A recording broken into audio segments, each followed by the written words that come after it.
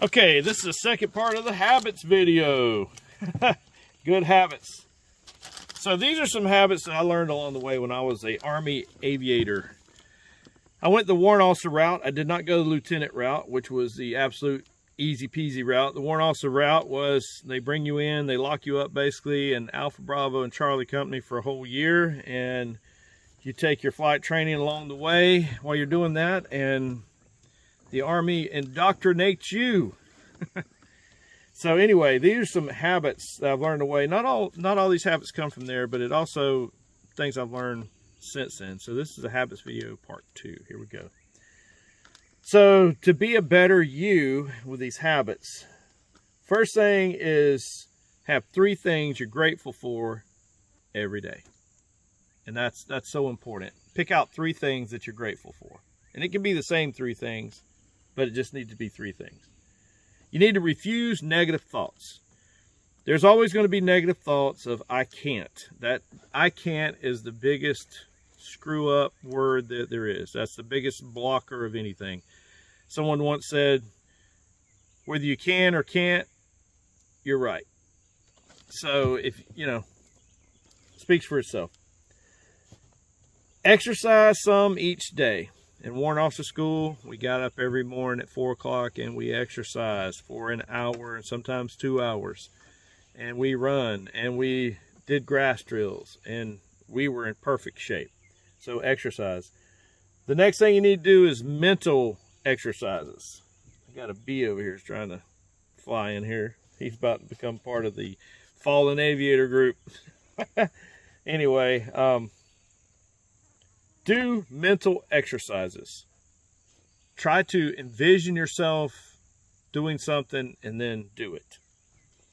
I always would like to, before I did a maneuver in the aircraft, I would kind of see it in my mind of how the aircraft moved in that position, and then I would actually do it. The next thing is invest and experience more than items. So that's a really good one. Invest in training. Invest in going and learning things more than just buying something. Organize your home and your equipment. In the military, especially warrant officer school, when we weren't doing anything else, we were doing what they call cubing. We would make sure that our cube area, the little area that we lived in, was called a cube. It had a bunk, a wall locker, and a desk. And we had to make sure that was perfect. All our clothes in the wall locker was perfect. Our underwear was rolled. Our socks were rolled. Our t-shirts were rolled. Everything was ironed to perfection. Our drawers were pulled out a certain space in between each one. So we spent a lot of time organizing our home and our equipment. We threw away things that get in our way or slow us down. So that's what you need to do in your life. Throw away things that get in your way or slow you down, or cut things out. If something gets in your way, slows you down, just cut it out. Manage your money. Well, that's, we had to manage our money because we didn't have much of it, and if not, you're going to go hungry. The way they paid you then is they paid you at the 1st, the 15th. And if you spend all your money on the 2nd, then you don't have any money till the 15th. So you had to really worry about that. Manage your time. I think one of the biggest things I got out of flight training and warrant officer school was time management. I realized that you can do a lot of things in 10 minutes. They would give you 10 minutes to basically come back after PT that you've been smoked and you have grass and dirt all over you, to go back, get dressed in your Class A's, clean the bathroom and barracks, and be ready for inspection in 10 minutes. Unbelievable. But you can do it. You can do it. We actually did it. And we had someone standing there at the door. 2 minutes left. 1 minute, 30 seconds left. And they counted it down.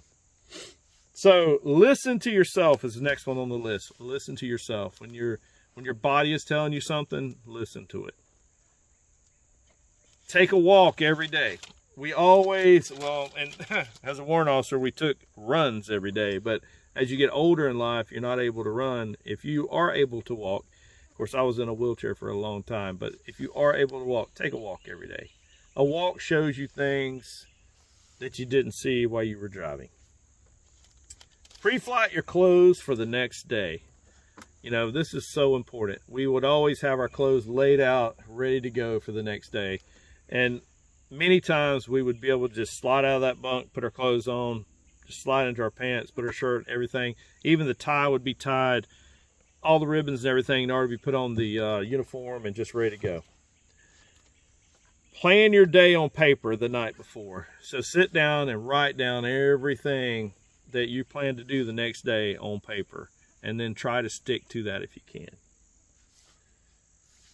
Check weather every day. We always say check the weather. The military, especially a pilot, we check the weather, you know, by the hour many times. And nowadays they have, you know, these great radars and everything. Back in the day, we only had the weather brief from the Air Force. You go in there and get your weather brief. You get your survival vest. You get the key to the aircraft or whatever, and you got your weather brief, and you had to check that off on your little list. So check weather every day.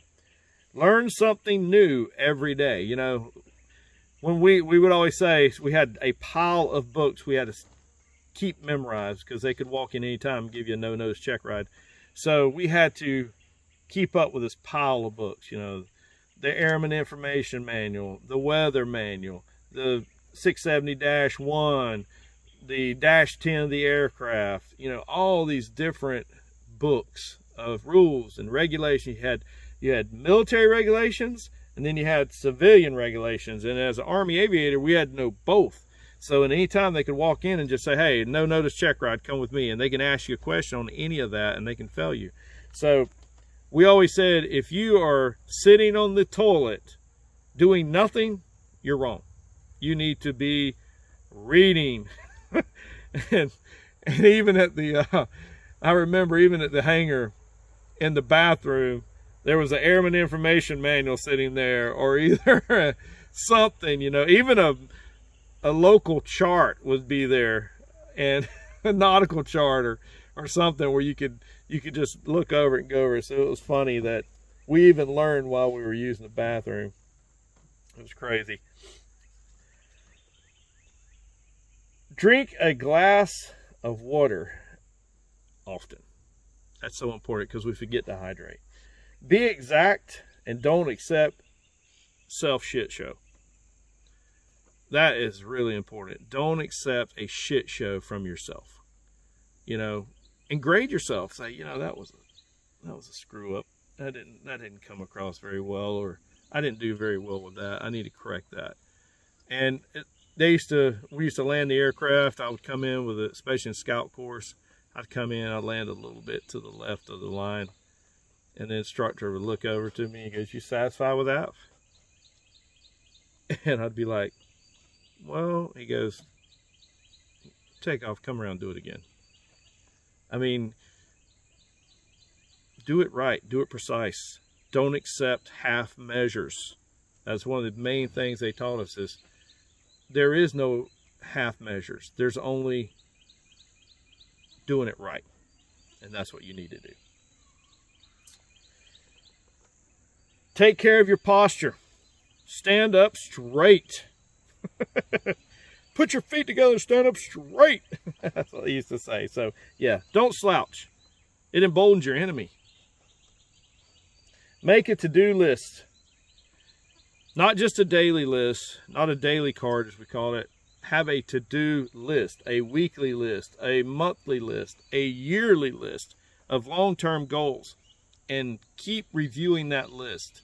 Look at that list and go, okay, by this week, by the end of this week, I want to have this or that done.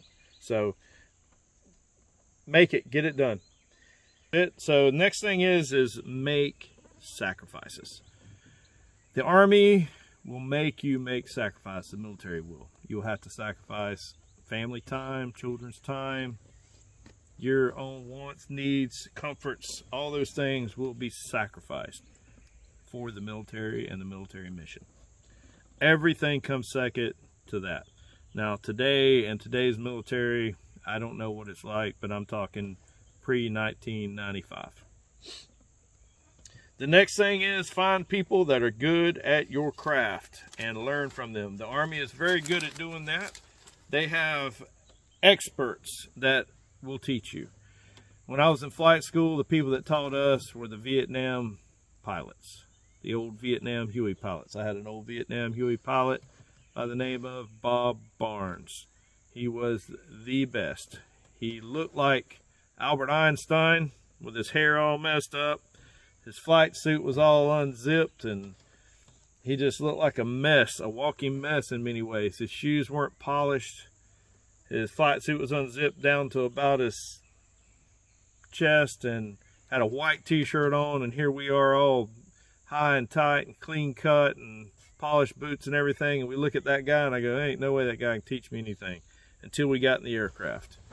And he was a master aviator. He was a master at his craft, and the Army put him in front of us, in front of me, to learn. So find someone that's expert at your craft and learn from them. Don't judge a book by its cover either. Spend money for effectiveness, not luxuries. And I noticed that, I don't know what the Army does now.